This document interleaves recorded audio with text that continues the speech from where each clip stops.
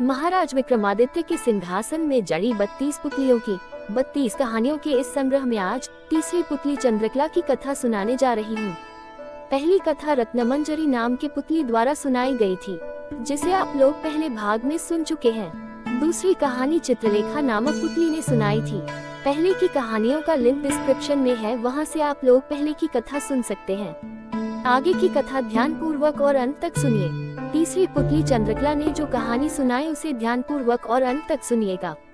एक बार की बात है, पुरुषार्थ और भाग्य में इस बात पर ठन गई कि कौन बड़ा है। पुरुषार्थ कहता कि बगैर मेहनत के कुछ भी संभव नहीं है, जबकि भाग्य का मानना था कि जिसको जो भी मिलता है भाग्य से मिलता है, परिश्रम की कोई भूमिका नहीं होती है। उनके विवाद ने ऐसा उग्र रूप धारण कर लिया कि दोनों को फैसले के लिए देवराज इंद्र के पास जाना पड़ा। झगड़ा बहुत ही पेचीदा था, इसलिए इंद्र भी चकरा गए। पुरुषार्थ को वे नहीं मानते जिन्हें भाग्य से ही सब कुछ प्राप्त हो चुका था। दूसरी तरफ अगर भाग्य को बड़ा बताते तो पुरुषार्थ उनका उदाहरण प्रस्तुत करता, जिन्होंने मेहनत से सब कुछ अर्जित किया था। इंद्र भी असमंजस में पड़ गए और किसी निष्कर्ष पर नहीं पहुंच सके। काफी सोचने के बाद उन्हें राजा विक्रमादित्य की याद आई। उन्हें लगा सारे विश्व में इस झगड़े का समाधान सिर्फ महाराज विक्रमादित्य ही कर सकते हैं। उन्होंने पुरुषार्थ और भाग्य को विक्रमादित्य के पास जाने के लिए कहा। पुरुषार्थ और भाग्य मानव वेश में विक्रमादित्य के पास चल पड़े। विक्रमादित्य के पास आकर उन्होंने अपने झगड़े की बात बताई। विक्रमादित्य को भी तुरंत कोई समाधान नहीं सूझा। उन्होंने दोनों से 6 महीने की मोहलत मांगी और उनसे 6 महीने के बाद आने को कहा। जब वे चले गए तो विक्रमादित्य ने काफी सोचा।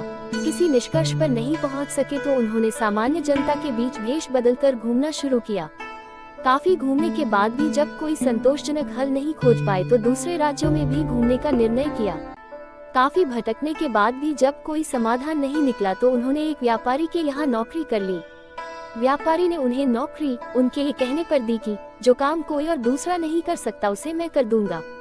इसी शर्त पर व्यापारी उनको अपने यहाँ काम पर रख लिया। कुछ दिनों बाद वह व्यापारी जहाज पर अपना माल लादकर दूसरे देशों में व्यापार करने के लिए समुद्री रास्ते से चल पड़ा। अन्य नौकरों के अलावा उसके साथ विक्रमादित्य भी थे। जहाज कुछ ही दूर गया होगा कि भयानक तूफान आ गया। जहाज पर सवार लोगों में भय और हताशा की लहर दौड़ गई। किसी तरह जहाज एक टापू के पास पहुंच गया और वहां लंगर डाल दिया गया। जब तूफान समाप्त हुआ तो लंगर उठाया जाने लगा, मगर लंगर किसी के उठाए न उठा।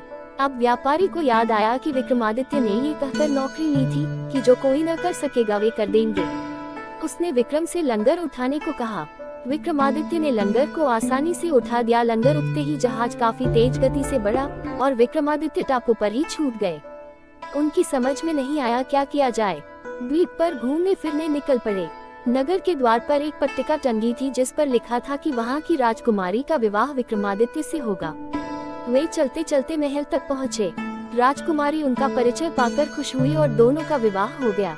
कुछ समय बाद वे कुछ सेवकों को साथ ले अपने राज्य की ओर चल पड़े। रास्ते में विश्राम के लिए जहाँ डेरा डाला वहीं एक सन्यासी से उनकी भेंट हुई। सन्यासी ने उन्हें एक माला और एक छड़ी दी। उस माला की 2 विशेषताएं थी। उसे पहनने वाला अदृश्य होकर सब कुछ देख सकता था तथा गले में माला रहने पर उसका हर कार्य सिद्ध हो जाता। छड़ी से उसका मालिक सोने के पूर्व कोई भी आभूषण मान सकता था। सन्यासी को धन्यवाद देकर विक्रमादित्य अपने राज्य लौटे। एक उद्यान में ठहरकर संग आए सेवकों को वापस भेज दिया तथा अपनी पत्नी को संदेश भिजवाया कि शीघ्र ही वे उसे अपने राज्य बुलवा लेंगे। उद्यान में ही उनकी भेंट एक ब्राह्मण और एक भाट से हुई। वे दोनों काफी समय से उस उद्यान की देखभाल कर रहे थे। उन्हें आशा थी कि उनके राजा कभी उनकी सुध लेंगे तथा उनकी विपन्नता को दूर करेंगे। विक्रम पसीज गए। उन्होंने सन्यासी वाली माला भाट को तथा छड़ी ब्राह्मण को दे दी। ऐसी अमूल्य चीजें पाकर दोनों धन्य हुए और विक्रमादित्य इसका गुणगान करते हुए चले गए। विक्रमादित्य राज दरबार में पहुंचकर अपने काम में लग गए। 6 मास की अवधि पूरी हुई तो पुरुषार्थ तथा भाग्य अपने फैसले के लिए उनके पास आए। विक्रम ने उन्हें बताया कि वे एक दूसरे के पूरक हैं। उन्हें छड़ी और माला का उदाहरण याद आया। जो छड़ी और माला उन्हें भाग्य से सन्यासी से प्राप्त हुई थी, उन्हें ब्राह्मण और भाट ने पुरुषार्थ से प्राप्त किया। पुरुषार्थ और भाग्य पूरी तरह संतुष्ट होकर वहां से चले गए।